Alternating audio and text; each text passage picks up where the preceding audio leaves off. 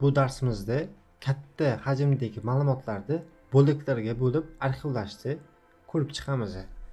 Buning uchun boyagindek qilib arxivlashga kiramiz. Kirganimizdan keyin boyni ochiladi, to'g'rimisizlarda? Zip qilib olamiz.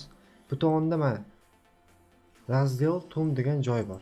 Bitta hajm necha megabaytgacha bo'lsin deyapti. Biz mana aytaylik 5 megabaytgacha bo'lsin, 100 megabaytgacha bo'lsin yoki 700 megabaytgacha yoki 4 gigabaytgacha bo'lsin deyapti. Biz 7 ni tanlaymiz. Mana yerda xohlasangiz buni gigabayt qilishingiz mumkin, megabayt qilishingiz mumkin. Buni o'zingiz tanlab olasizda. Bu asli katta hajmlar uchun. Ya'ni bizning faylimiz kichikroq bo'lgani uchun biz 700 megabayt qilib turibmiz va OK beramiz.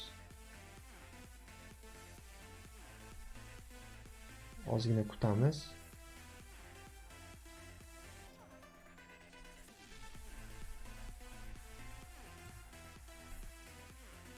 Ko'rib turganingizdek mana fayllar paydo bo'lyapti.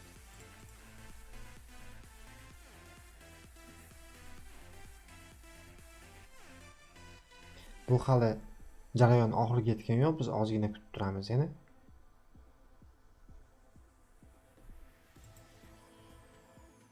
Jarayon yakunlandi. Biz qaranglar, arxivlangan fayllarni ko'rishimiz mumkin. Mana bu asosiysi, bular qo'shimchasi. E'tibor bersanglar, endi svойствосini ko'ramiz. Svойство bu 400 megabayt. Ko'rasizlarmi? Endi buni ko'ramiz. Bunda esa 700 megabayt. Boya ko'rsatganimizdek. Bu nima uchun 700, bu nima uchun 400?